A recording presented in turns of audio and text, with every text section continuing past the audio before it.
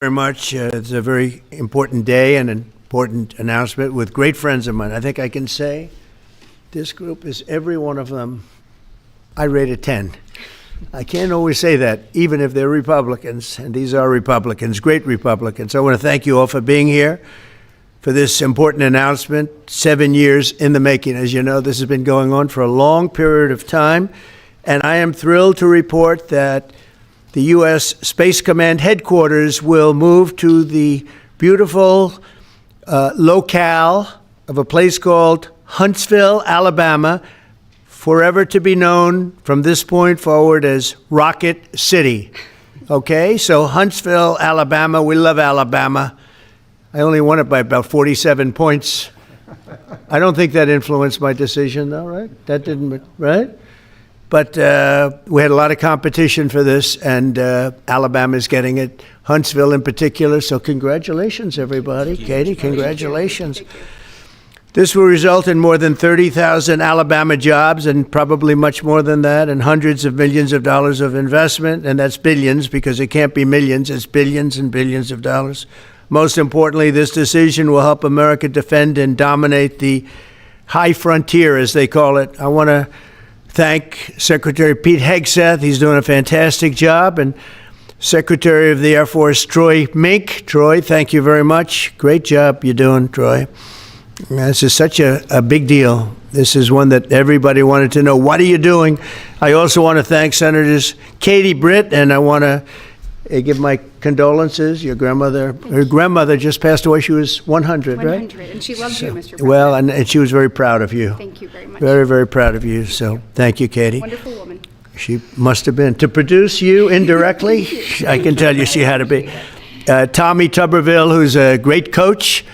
And I won't say anything about what happened with Alabama football this weekend. Let's leave that out. But you're not used to that, right? You're not used to that. But Tommy, Auburn won, that's right. They did. So you're happy. Tommy's been a great senator, as you know, and a fantastic guy all around. He was also a tremendous coach. House Armed Services Committee Chair Mike Rogers. Thank you, Mike. Where's Mike? Mike, thank you very much. Doing great, Mike. Representatives Barry Moore, all great friends, Robert Adderholt, Gary Palmer, and Dale Strong. Thank you all very much, fellas. Appreciate it. In my first term, I created a thing called Space Force. So important. You know, we were losing the race in space very badly to China and to Russia. And now we're far and away #1 in space.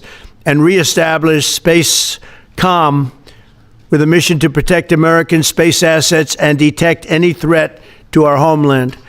We initially selected Huntsville for the Spacecom headquarters, yet those plans were wrongfully obstructed by the Biden administration.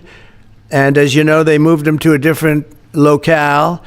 And today we're moving forward with what we want to do and the place that we want to have this. And this will be there for hopefully hundreds of years. That's where it's going to be.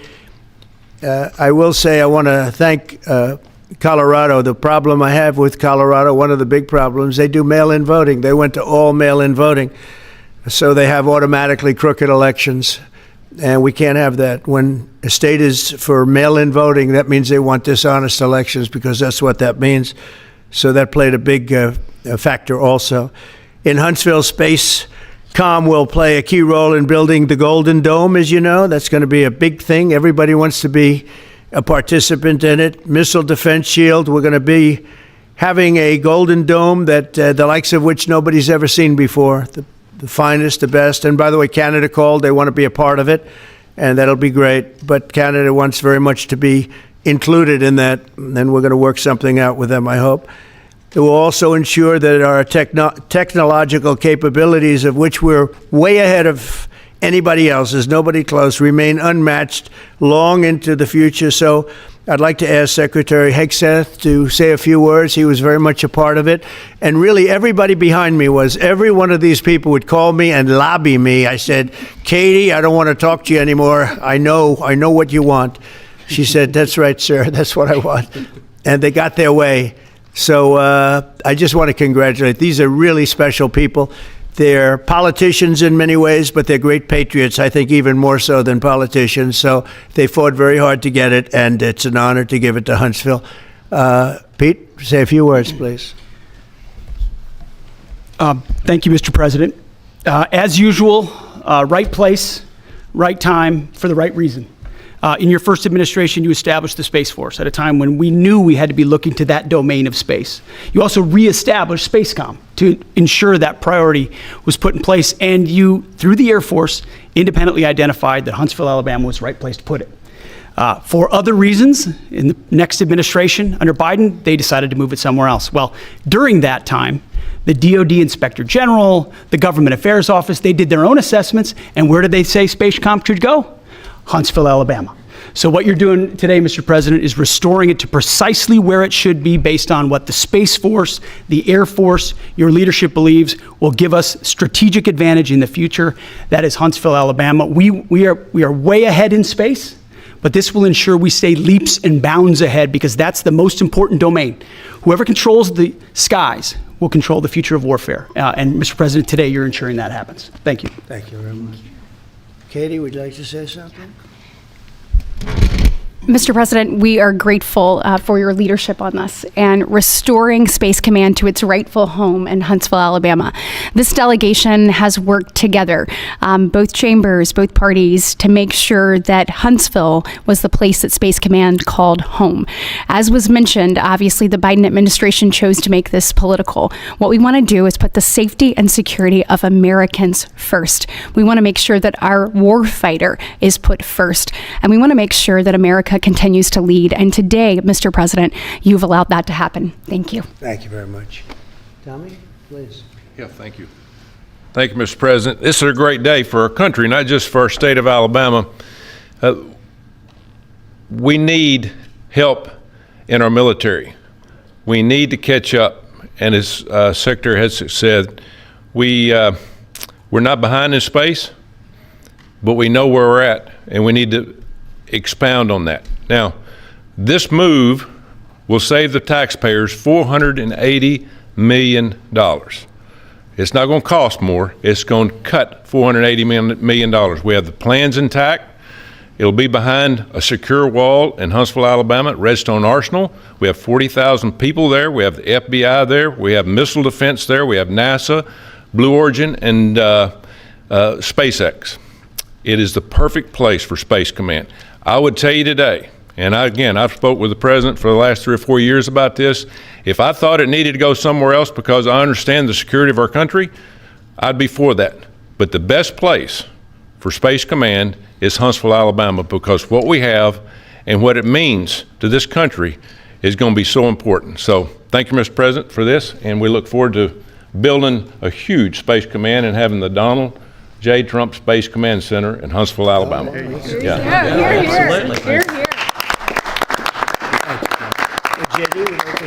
Sure. Well, Mr. President, thank you. I'll be very brief here. I lobbied the president hard to put it in Ohio, but he said these people behind us, these Alabamas, are just too powerful and too persuasive. And so it's in Alabama, but as Tommy said, this is exactly the right place for Space Force and Space Command. I think Americans ought to appreciate the fact that you can't win the battle of the future unless you control the skies.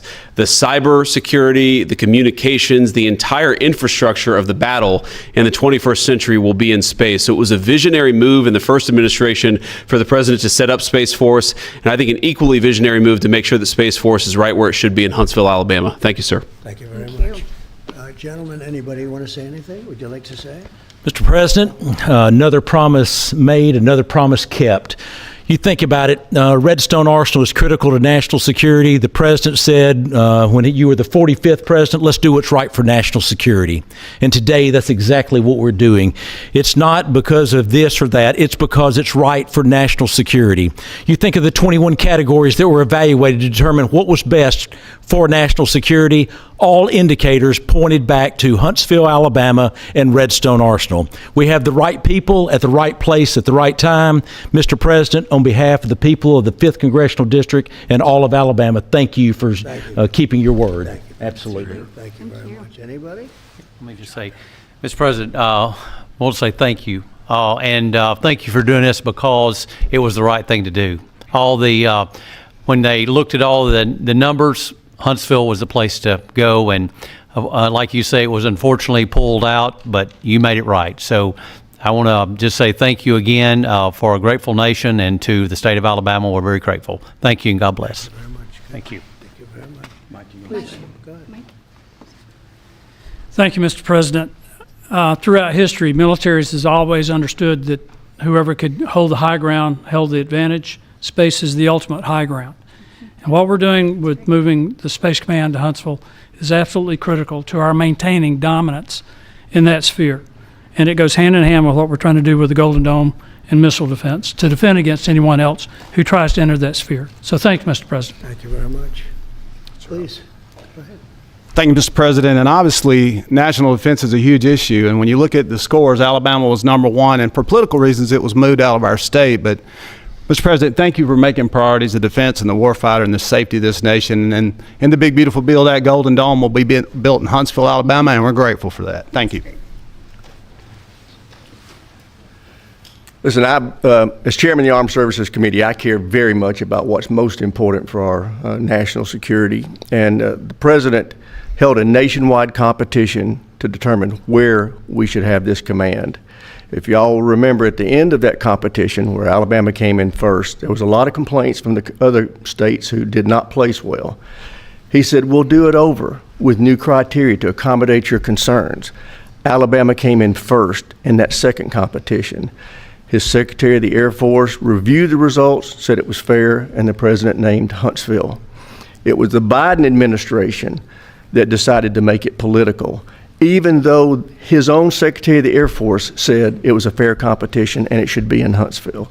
So I want you to know I appreciate this president standing up and being strong and saying he's going to make this right and put it where it rightfully belongs, and that's Huntsville, Alabama. Thank you very much. Good job. Appreciate it.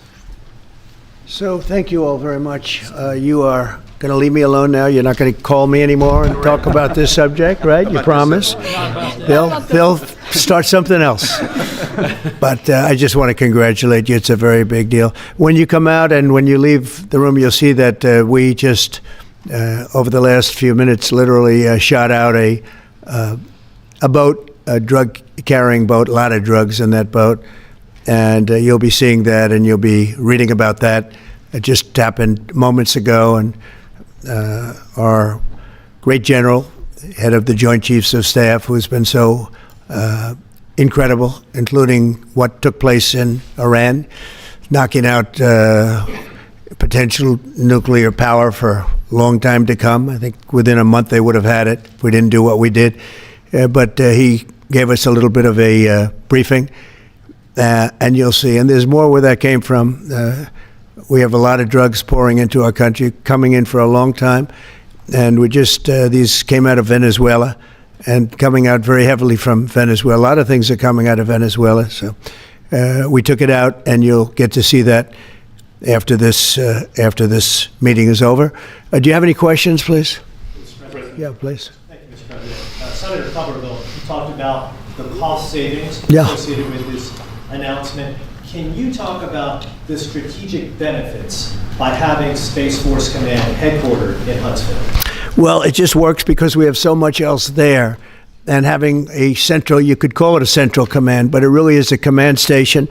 Also, even locationally, where it is, and when you think about flying distances, if you can save a half an hour as fast as some of these planes go and things go, and even the rockets go, if you can save by having the best location. So we went out, as you know, to experts, and we had 4 different groups of experts. They all said this was the best location.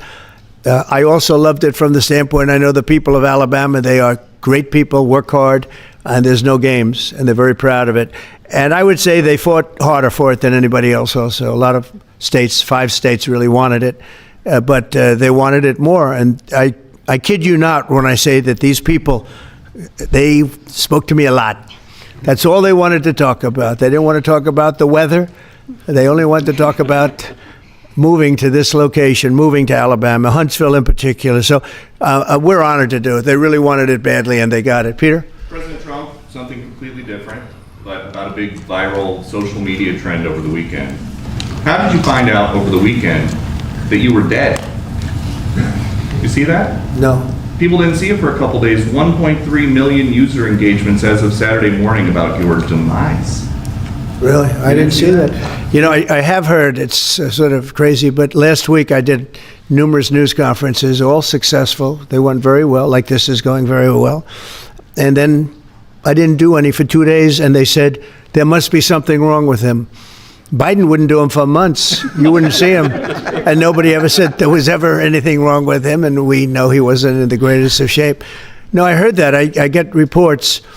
Now, you knew I did an interview that lasted for about an hour and a half with somebody, and everybody saw that was on one of your competitors. I did numerous shows and also did a number of truths, long truths, I think pretty poignant truths. No, I was very active over the weekend. They also knew I went out to visit some people at the club that I own, pretty nearby on the Potomac River. And no, I've been very active actually over the weekend. I didn't hear that one. That's pretty serious stuff. I'm glad it's Well, it's fake news. You know, it's just it's so fake. That's why the media has so little credibility. I knew they were saying, like, is he okay? How's he feeling? What's wrong? I said, I just left. And it's also sort of a longer weekend, you know, it's Labor Day weekend. So I would say a lot of people know I was very active this Labor Day. I had heard that, but I didn't hear it to that extent. Go ahead, Peter. Something else. We know that this country has a huge problem with school shootings. You said that you were open to sending the National Guard pretty much anywhere. Would you ever consider sending an armed National Guardsman to every school? Well, we have a big problem with school shooting, but we also have thousands and thousands of schools that run perfectly. You know, they talk about you can do things construction-wise, and that's really, I think nobody knows more about construction than me. You can build the construction doors, you can build what they call safety doors, where they lock on the outside, the inside, and every place else. Well, but if one of these lunatics happens to get through, then the police can't get in.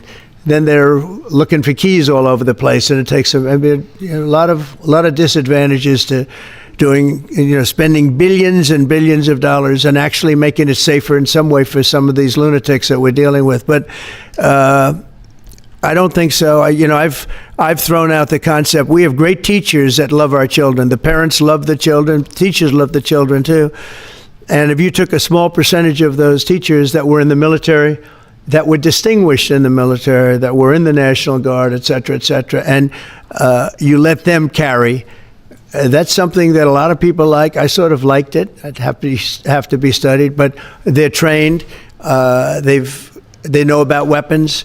You can't do it with every teacher because most teachers don't know, but I always thought that would be an alternative. But it just, we've had a lot of instances. Other countries have also. They have different kinds of problems than we have, but we do have, there's something going on, and it's a bad thing. Yes, please. Have you spoken with President Putin in the past week? Have you spoken with President Putin? Yeah, I don't want to. I have learned things that will be very interesting. I think in the next few days you'll find out. Will there be any consequences if there isn't some type of announcement of a meeting with President Putin and President Zelensky? Yeah, there will be. We're going to see what happens. We're going to see what they do and what happens. I'm watching it very closely. Last week, they lost 7,000, between the two countries, 7,313 soldiers, to be somewhat exact, for no reason whatsoever. And they're Russian and they're Ukrainian, but, they're soldiers. I want to see it end. Yeah. Mr. President, have you decided you're definitely going to send National Guard troops to Chicago? I didn't say when, but the answer is, look, Chicago's very interesting because I watched Pritzker get up and say we don't need help, we're safe. But 2 weeks ago, they had 6 people murdered, and they had 24 people hit by bullets. Last week, as you know, it was 7 people, 24 people hit, and 7 people died. And then over the last 2 days, that was the crown jewel. They had, I guess, 9 or 10 killed, and 50 hit with bullets. And you have this governor get up, who's a terrible governor. Probably he and Gavin Newsom would be probably the 2 worst and most naive They're naive. Either they're naive or they're very untruthful. And he'll say, we don't want any protection. We don't need. So in the last 3 weeks, he's lost almost 20 people killed. There's no place in the world, including you can go to Afghanistan, you can go to places that you would think of. They don't even come close to this. Chicago is a hellhole right now. Baltimore is a hellhole right now.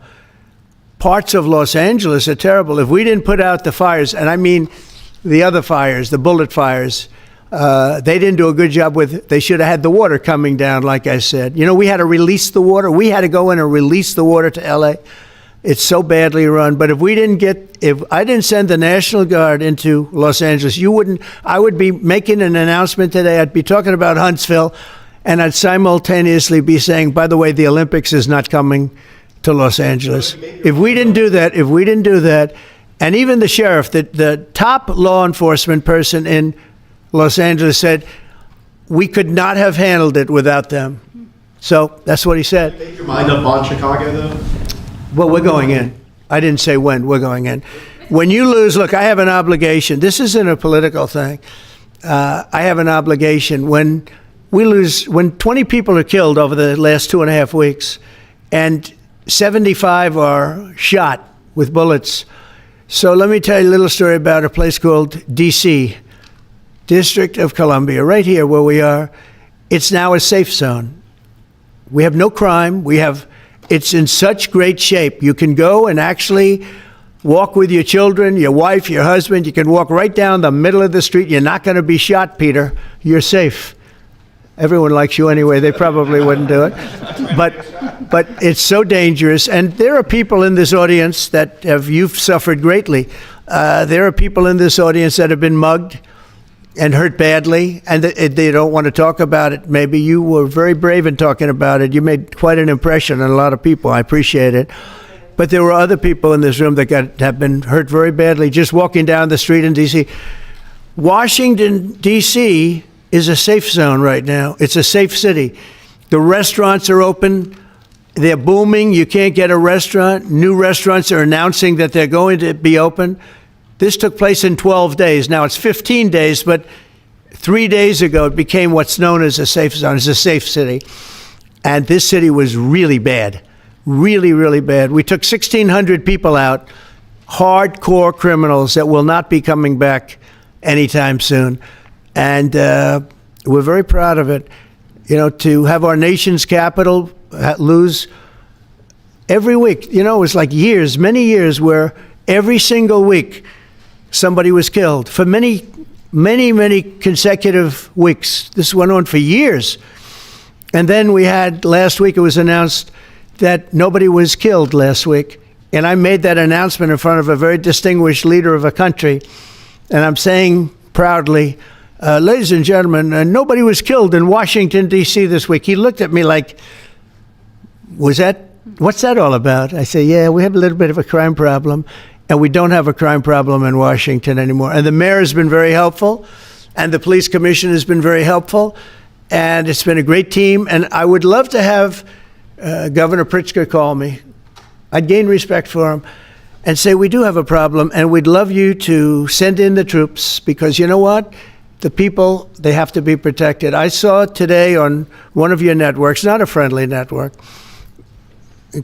really the opposite, I would say, very unfriendly network. And they interviewed about 12 people on this morning. Most of them were African American, they were black. And they were saying, please, please, please let the president send in. These were people from Chicago. Please, we need help. We need help. We can't walk outside. We're petrified. If the governor of Illinois would call me up, I would love to do it. Now, we're going to do it anyway. We have the right to do it because I have an obligation to protect this country. And that includes Baltimore. I saw where Governor Moore was asking me to take a walk down the street of Baltimore. Well, Baltimore is a very unsafe place. It's rated number 4 in the city, one of the most unsafe places anywhere in the world. But, you know, we took care. This was a beautiful thing that happened in Washington because we showed that it could be done. And this wasn't just sending big, strong guys, and they are big and they are strong. You know, we had a great decision from the Supreme Court that had to do with sort of talent. It had to do with you are put down based on merit. You can hire based on merit. So merit for a soldier or for a policeman is strong, physically fit, something, you know, having a certain ability, not a person that is woke and got the job through woke, but wasn't strong enough to lift a gun out of the holster, et cetera, et cetera. No, I looked at the police. As you know, last week I went over, we had a meeting with, there had to be 300 people, and they were all very impressive looking. And when the bad guys see them, they're not going to do a thing. And so I'm very proud of Washington. It serves as a template, and we're going to do it elsewhere. But Chicago is certainly going to be high. I would love to have him call. I would love the governor of Illinois. I'd be honored to take his call. All he has to do is say, sir, we need help. It's out of control. And everyone knows it is. He's not kidding anyone. I would love to have, I would say, Governor Moore call, because I watched him over the weekend trying to explain that Baltimore, what they need is housing. No, they don't need housing. They need to get rid of the criminals. These are hardcore criminals. You know, we took many people off the streets of Washington, D.C. They're hardcore. They're not going to be good. In 10 years, in 20 years, in 2 years, they're going to be criminals. They were born to be criminals, frankly. They were born to be criminals, and they're tough and mean, and they'll cut your throat, and they won't even think about it the next day. They won't even remember that they did it. And we're not going to have those people. Washington, D.C. is now a safe zone. It's a safe place. And you can walk, Katie, you can walk right down the street with, by the way, one of the biggest human beings I've ever seen, which is her husband. He was a football player for like 11 years in the NFL. He's a big person. But big doesn't mean anything when they have guns and when they have knives and everything else that they have, right? But you can walk right down the street, even by yourself, and you're totally safe. Washington, D.C. is a great thing. Yes, ma'am, please. Mr. President, as you're calling on Democratic leaders across the country to work with you on crime, do you see your efforts here in D.C., including, for example, working with Mayor Bowser here as a model for bringing more bipartisanship in matters, not only with crime, but also issues that matter to everyday American people's lives? So Mayor Bowser's been great. She could have taken the thing, oh, well, and then after I clean it up, they'll take credit for it. You know what they do is they take credit. Like, we cleaned up Los Angeles. We did a great job there. And it was overwhelming what was going on. And again, the police chief made a statement that we could not have done, there's no way they could handle it. You saw what was happening out there. It was going to be a disaster. We stopped it cold. If we didn't do that, would have been a very sad day. And you know, remember, we have the Olympics, we have the World Cup, we have all these things coming, and we have 250, all of these things coming. But I watched Newsom get up and say he's doing a great, he's not, we're the ones that did it, and that's okay, whatever it takes, but the main thing is but he got up and said, we did it. Well, he didn't want us there, and he's going to need us again because it's starting to form again. I see it. It's starting to form again. You know, we have to maintain. It's like maintenance on an airplane. You can buy it, but you have to maintain it. And if you don't maintain it, a good plane becomes very unsafe very quickly. So it's an honor to do it. It's a lot of presidents wouldn't do what I'm doing. I don't need this heat. But when I watched television last night and I'm watching the news and I see that 9 people were killed in Chicago and 54 were badly wounded with bullets, I say, that's not this country. We have to do something. And I do say this, I say this very much. I'm not speaking to anybody but them right now.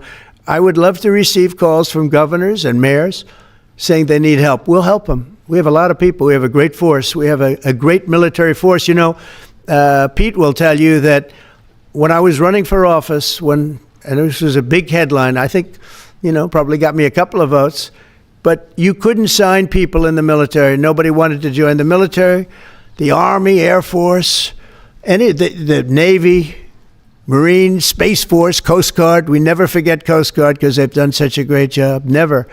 But nobody wanted to join any of them. We were way below what we wanted. Every single one. The closest was the Marines. whatever that is. You'll explain that to me. But the closest was the Marines. But every service was way down, way down. And then I got elected, and our country is the hottest country anywhere in the world right now. Everybody's talking about the USA. They're talking about the job that we're doing. Everybody. We have the best economy.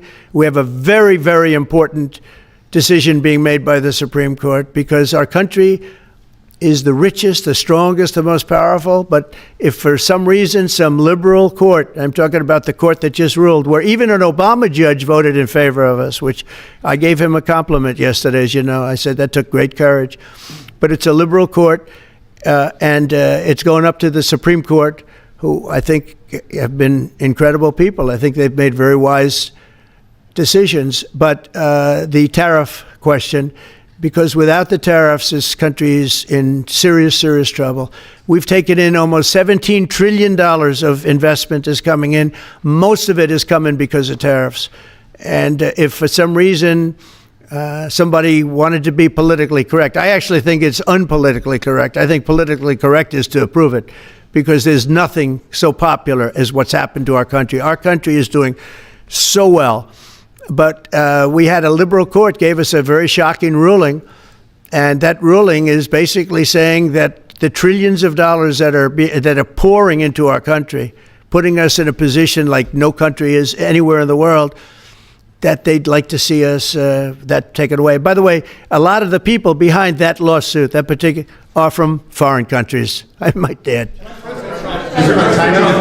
There's a video that is circulating online now of the White House where a window is open to the residents upstairs and somebody is throwing a big bag out the window. Have you seen this? No, that's probably AI generated. Actually, you can't open the windows. You know why? They're all heavily armored and bulletproof. So that's a fake video? Well, it's got to be, because I know every window up there. The last place I'd be doing it is that, because there's cameras all over the place, right? Including yours. No, but every window, I've never seen a window that's, in fact, my wife was complaining about it the other day. She said, love to have a little fresh air come in, but you can't. They're bulletproof. And number one, they're sealed. And number two, each window weighs about 600 pounds. You have to be pretty strong to open them up. No, that has to be, where was the window? Let me see.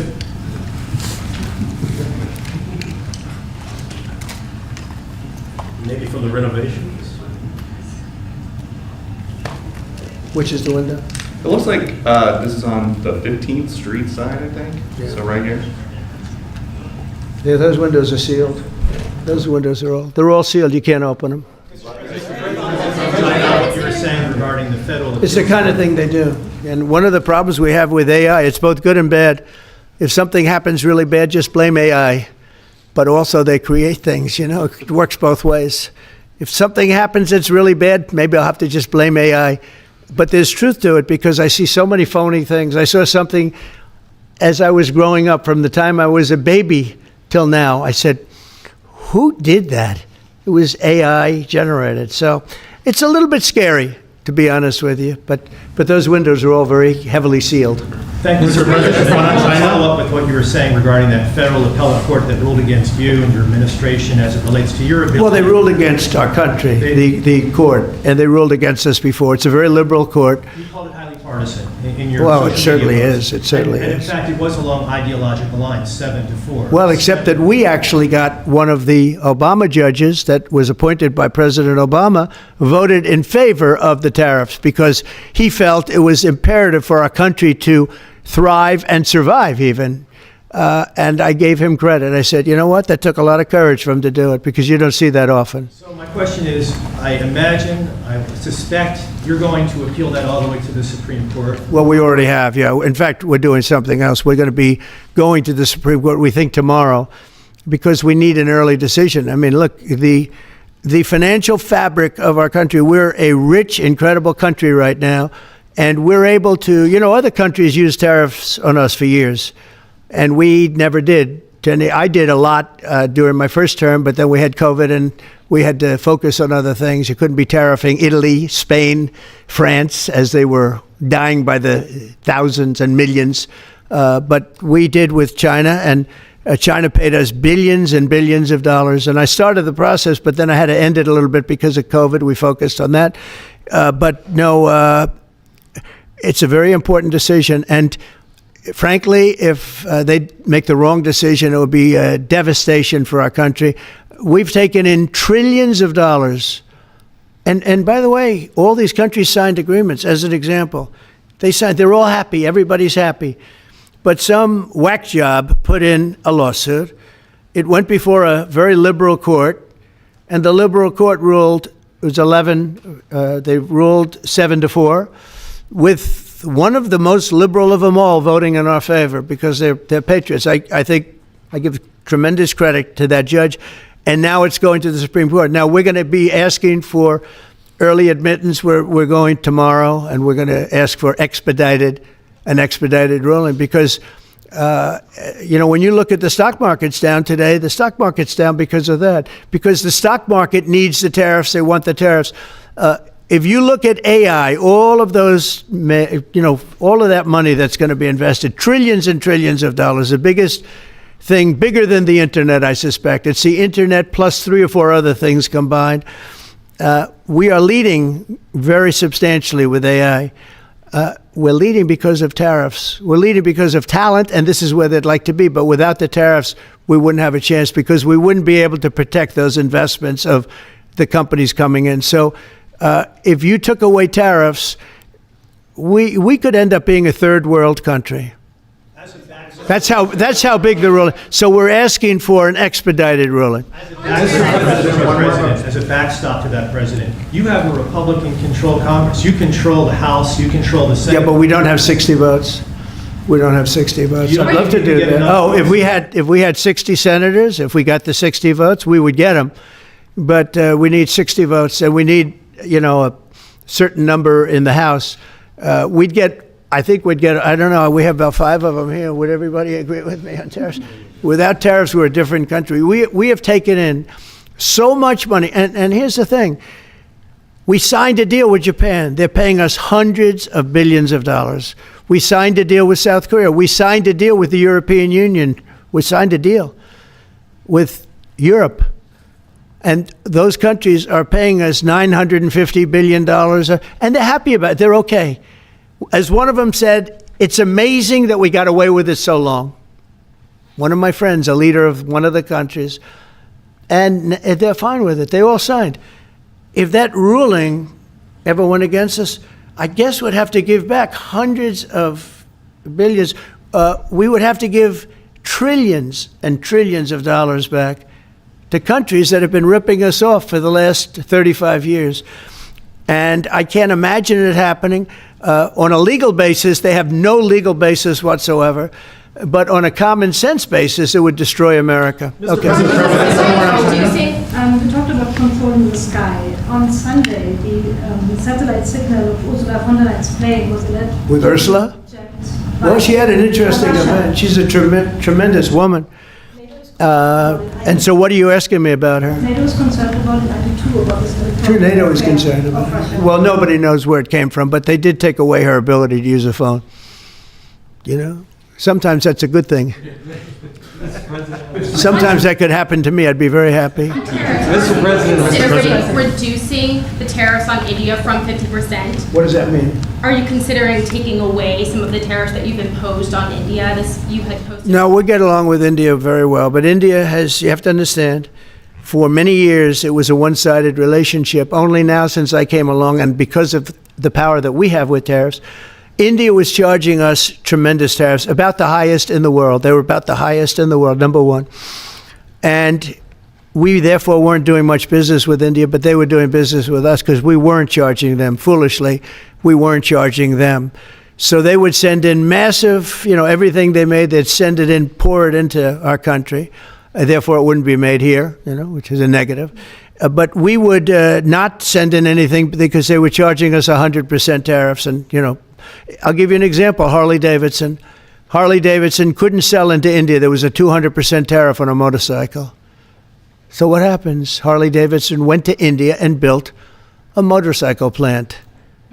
And now they don't have to pay tariffs. Same thing as us. So what we're doing is Literally thousands of companies are coming into the U.S., car companies, AI, but, more traditionally, car companies. We have so many car company factories under construction or being designed right now. And they're coming from China, they're coming from Mexico, I must tell you, and they're coming from Canada. A lot of them coming from Canada. But they're coming into our country because they want to build here. And they want to build here for two reasons. Number one, they'd like to be here. And number two, the tariffs are protecting them. And number three, they want to avoid paying tariffs. When they build their cars here, they don't have any tariffs to pay. When you build here, you don't have any tariffs. Mr. President, Go ahead, in light of the Minnesota shooting last week, the Department of Homeland Security is now awarding more than $100 million to hundreds of faith organizations across the country to help them ramp up security. What's your vision for further protecting religious liberty across the country amid incidents of threats and violence? Religious liberty is so important, and we're talking about every religion now. And we're doing things on that nobody else has ever done. And we're going to be having a big announcement in about 2 weeks on that question. Yeah, please. On Space Command, sir, are you concerned that people may not be willing to relocate from Colorado to Alabama? No, I'm not worried. We'll get somebody else. The problem with Colorado is they have a very corrupt voting system. I have so many friends in Colorado. Anytime you have mail-in voting, you have corrupt elections. Very simple. It's very simple. Even Jimmy Carter said it with his commission. They set up a commission with him and Scoop Jackson and some people, highly regarded people. And they said the finding was, if you have mail-in voting, you will have corrupt elections. Well, your radical left governor decided that he was going to have all mail-in voting in Colorado. Once you have all mail-in voting, and for whatever reason, the Democrats cheat. And they cheat like, they're not stupid. That's the only thing. They're no good on policy. They're no good on management. They're no good at government. But they're great at cheating. And they stick together, too. I give them credit for sticking together. Mr. President, please. Obviously, this is a big win for national security, moving this to Alabama. We've all can agree with that. Big. Is there any idea of the economic impact this has on the state and on that local area? Katie, do you want to answer that? Look, go ahead, George. Please go. This is going to be tremendous. The state of Alabama, what we've seen through this process is the worst of Washington. We've seen politics get in the way of what is best for the warfighter, what's best for national security.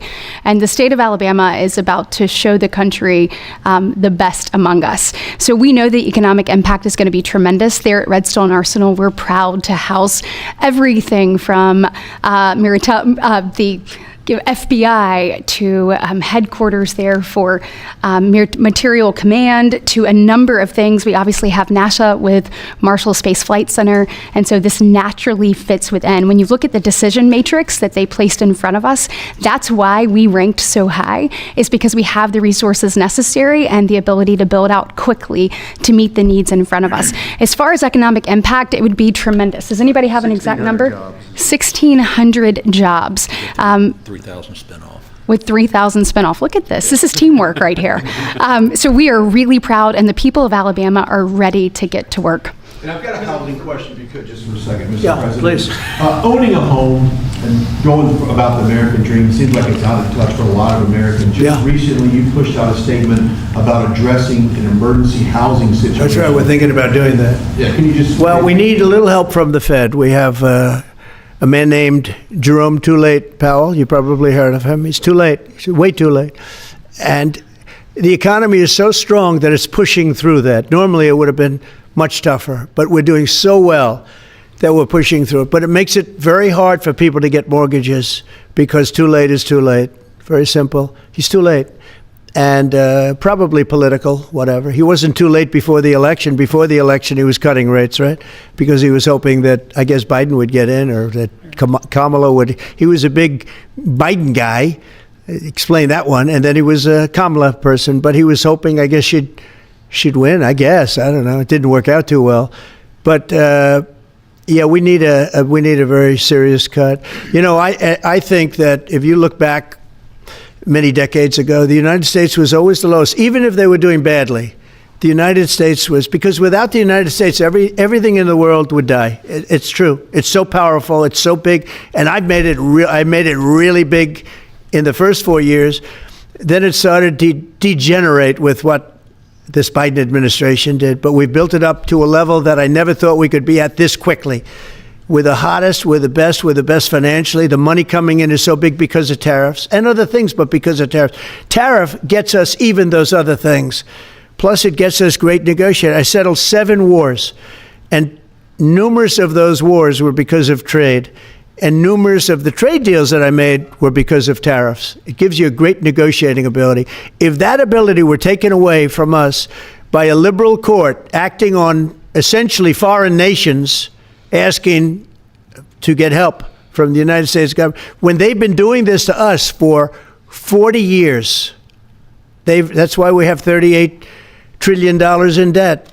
We won't have it for long if they let us, if they allow us to do what everybody knows we should be able to do. Yeah, please. Mr. President, another Biden-era action that you're now reversing is that you signed a deal last week to make federal buildings adopt and embrace classical architecture styles again. Can you talk to us about why you do that, and also what's your vision? Well, we want to see beautiful buildings. Now, you know, it's in the eye of the beholder. I've seen architectural reviews over the years. I'm an expert at it. I've gotten a lot of great reviews. But I've seen buildings that I didn't think were very good get great reviews, and I've seen great buildings get bad reviews. So, but it's just a standard. We want to have a good standard. We're building something here, you know, for 150 years they wanted a ballroom at the White House. We're doing something at the highest level using great architects and all. And, you know, it's very exciting. But we have a lot of interesting things happening architecturally in D.C. And D.C. is like a different place. And, you know, even the contractor said, sir, we walked down today, we feel like much safer. It's like a different place. Washington, D.C. is great. Now, we're going to also beautify it. We're going to put a topping on the roads. We're not going to rip them apart and take 4 years to build a road that was exactly the same by the time you build it. But we're going to put toppings. We're going to put new medians in. We're going to get the graffiti off. We're going to put tiles up in the tunnels where the tiles are missing. We'll do the whole tunnel instead of, you know, a little area where you see new tiles, old tiles that never look too good, but they could use it. You know, they've been up for 50 years. They've served their duty. But we're going to make this within about a 20-mile radius from the White House. We're going to have this place spick and span. It's going to be crime-free, and it's going to be spick and span. It's going to be, you'll be proud of Washington again. Go ahead, please. Sir, China's having a massive military parade that President Putin and Kim Jong-un will be attending. Do you interpret that as a challenge to this? And are you concerned at all about those countries trying to be some sort of counterweight? Not at all. China needs us, and I have a very good relationship with President Xi, as you know, but China needs us much more than we need them. No, I don't see that at all, no. And I had actually a very good meeting with President Putin a couple of weeks ago. We'll see if anything comes out of it. If it doesn't, we'll take a different stance. Everyone March today in California ruled that your deployment of National Guard troops to Los Angeles was illegal.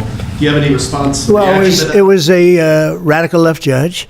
But very importantly, what did you not tell me in that question or statement that you made pretty much of a statement, I think? Well, I was asking for your response. No, you didn't say what the judge said, though. The judge said, but you can leave the 300 people that you already have in place. They can continue to be in place. That's all we need.